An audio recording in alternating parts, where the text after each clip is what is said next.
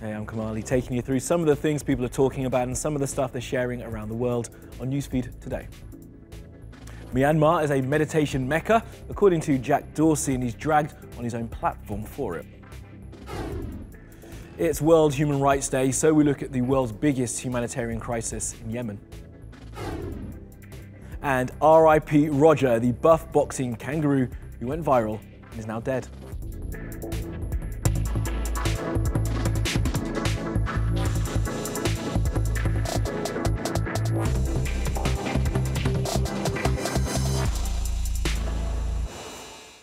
Well, at the top of our newsfeed, Jack Dorsey. Now, he's been off meditating, getting in touch with himself, etc., etc., in Myanmar, a country accused of near genocide due to their treatment of the Rohingya people. And when the boss of Twitter started tweeting what was essentially an ad for the Myanmar Tourist Board, people on Twitter started dragging him. Here's Akanksha. From tweets on Vipassana meditation to serving food to monks and nuns in Mandalay, Twitter CEO Jack Dorsey has been on holiday in Myanmar, and he's tweeting about his experience in the country, encouraging his millions of followers to visit. But people on Twitter are reminding him of what he seems to have forgotten. Dorsey's been accused of ignoring the human rights abuses committed by the Myanmar government. Last year, hundreds of thousands of Rohingya fled northern Rakhine state after Myanmar's military launched a violent crackdown following attacks by some Rohingya groups. The UN has described the atrocities against them as a textbook example of ethnic cleansing. And after Jack Dorsey posted about his mindful meditation in Myanmar, the Twitterati were quick to chime in. More today, the UNSC visited northern Rakhine in Burma. Flying overhead, the scale of the devastation becomes clear. Jack, next time please also visit Kutupalong, the largest refugee camp on the planet. With more than 1 million displaced Myanmar-rohingya minorities who fled genocide of minorities in Myanmar. Many are questioning why Dorsey ignored the plight of the Rohingya, despite it being covered extensively by international media. Social media, mainly Facebook, was blamed for fueling the violence against the Muslim minority. But this was not touched upon by Dorsey. Instead, the Twitter CEO also translated the meditation program for tech people, calling it singular objective to hack the deepest layer of mind and reprogram it. His posts on getting bitten by mosquitoes were also highlighted on social media as white privilege. And it's not the first time Dorsey has got himself into trouble for seemingly being deaf to situations outside Silicon Valley. Last month, he posed with this photo about the caste system in India, which upset some people there.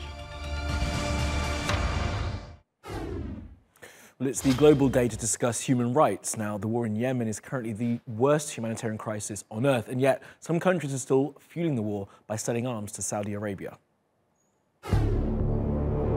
Amnesty International says nearly 17,000 civilians in Yemen have been killed or injured since the start of the 4-year war.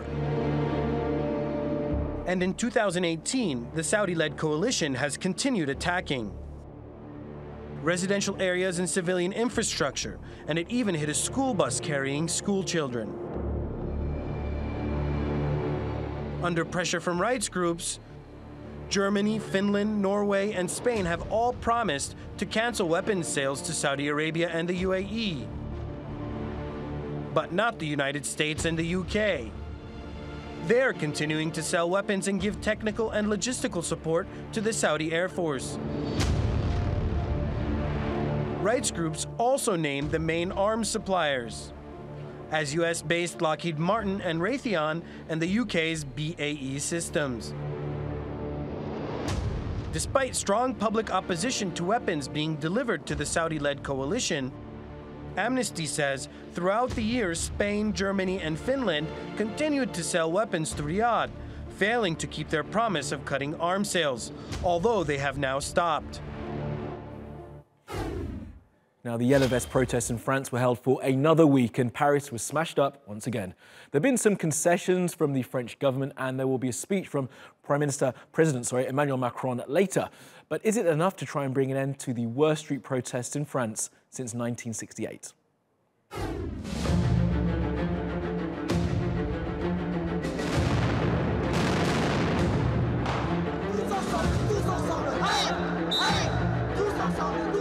Il faut désormais retisser cette unité nationale par le dialogue, par le travail, par le rassemblement.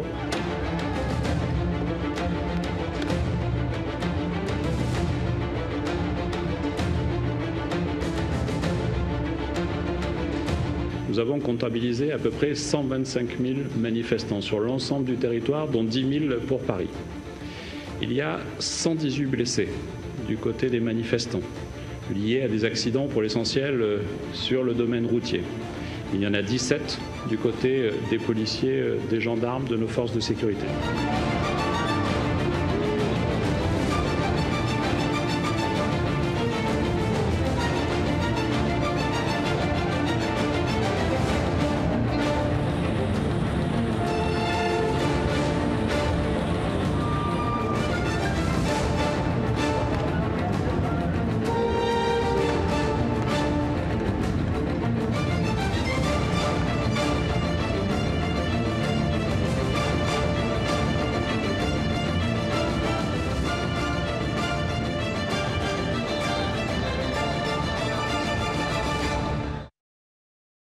All right, let's take a look at some of the other things that have caught our eye on social media. The hashtag Free Syntonia Brown has been trending on social media. Now, Syntonia was jailed for murder 10 years ago after she shot a man. She says she shot him in self-defense. The prosecutors say she shot him to steal from him.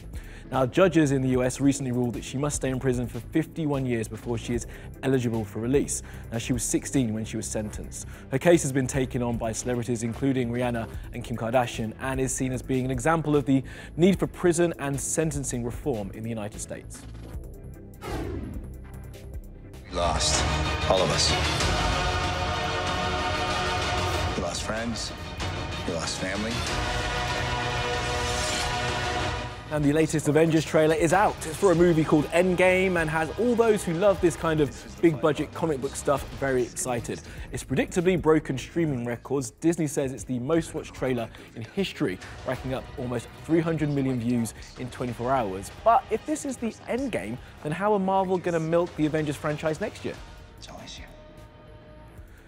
Now, the 2019 Grammy noms are out, and Kendrick, Lamar, and Drake lead the way.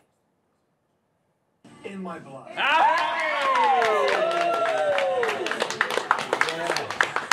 And a bunch of those who have been nominated have been posting their reactions to the news on social. Many have been pretty emotional. Now, one of those who found out that she'd been nominated was Cardi B. Now, she was in court accused of attacking bartenders at a strip club when she got the news, and she reacted like this.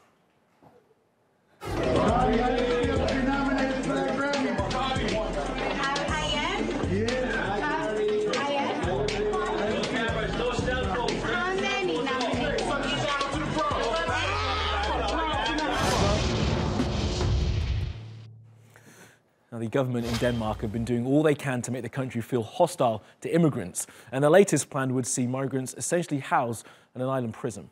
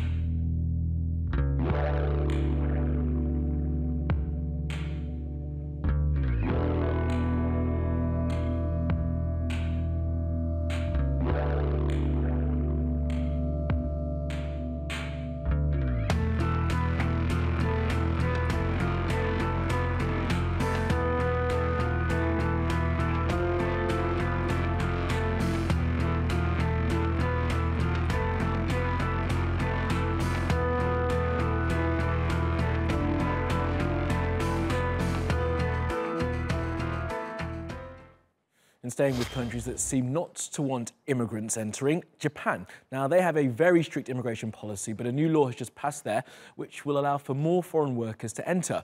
But there are fears among many in Japan that allowing people in will affect the culture.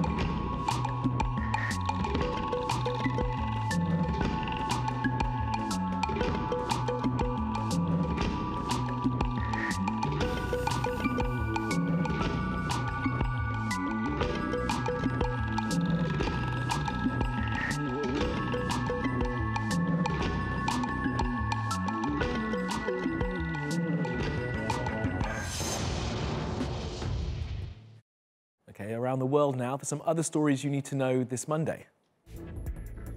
Now, a 26-year-old Australian gamer has been charged with alleged domestic violence after audio of him hitting his partner was live-streamed on Twitch. Now, the video is pretty horrific, and a child can be heard screaming as the woman cries. The man will be in court on Thursday, and he has closed his Twitch and Twitter accounts. A major study into how the brain is affected by smartphones, computers and video games has some interesting initial results, according to the reports. It found that screen time of more than 7 hours caused a thinning of the brain cortex. That's the part which processes information from the world around us. Now, the study will run for 10 years and will look at 11,000 10-year-olds to see how their exposure to all this tech changes how their brain works. Nature is affecting the US again. This time, it's snowstorms in the southeast, mainly in North Carolina. They're said to be the worst storms for 20 years. One person has died. Hundreds of thousands are without any power, and the storms look to be here to stay for a couple of days at least.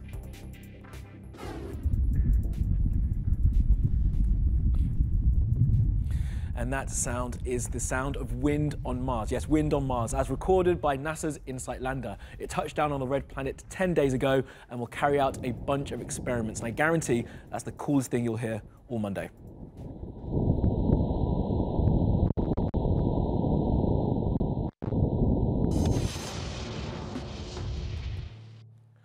All right, and today's Animals Doing Stuff is about a buff kangaroo who's died.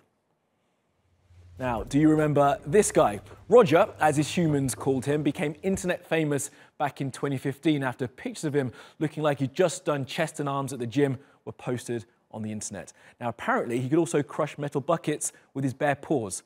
R.I.P. Roger. 10 years ago, I built this sanctuary to house Roger and a couple of his wives, Ella and Abigail. I built it so they would have a place to live.